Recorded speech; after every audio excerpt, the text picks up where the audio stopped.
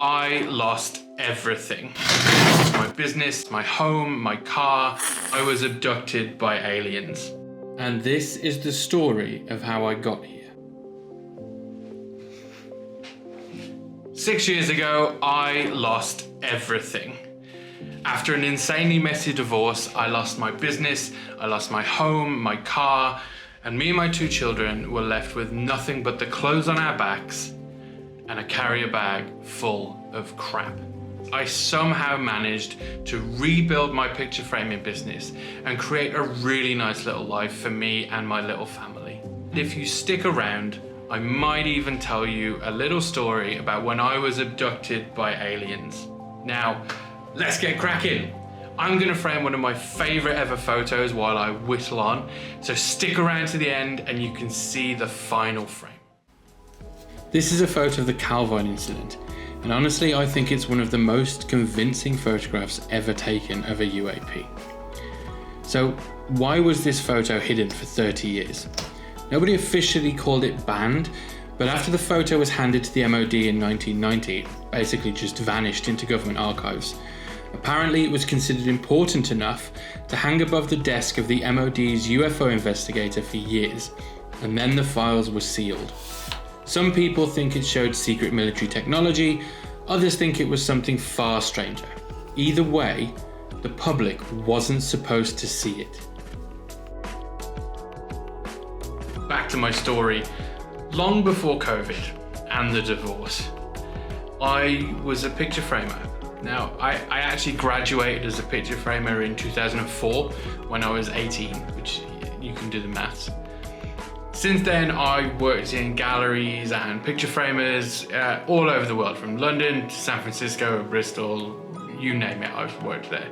And I've framed some of the most exclusive and expensive artwork on the planet, from original Picassos to Hockneys. I've even framed a pair of pants. I've framed literally everything. After I had kids, I wanted to spend more time at home with them.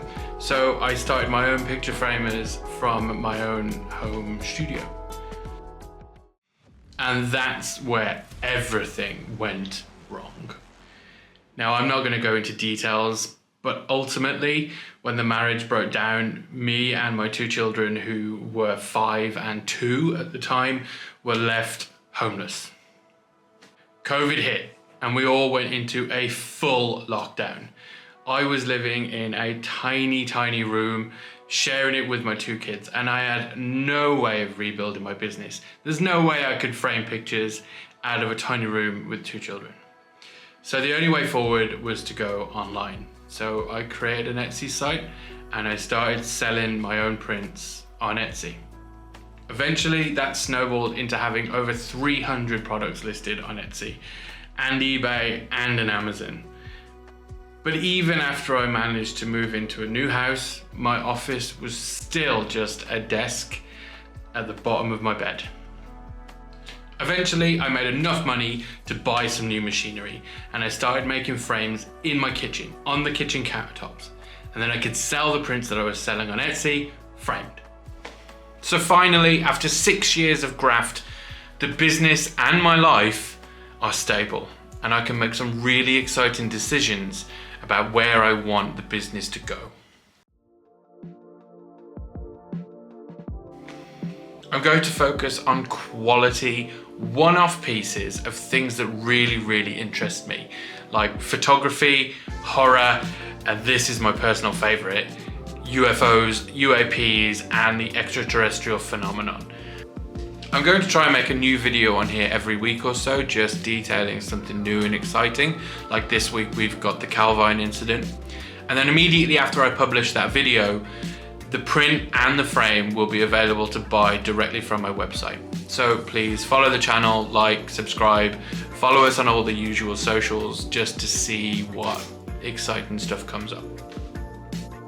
And this all leads me into my abduction story.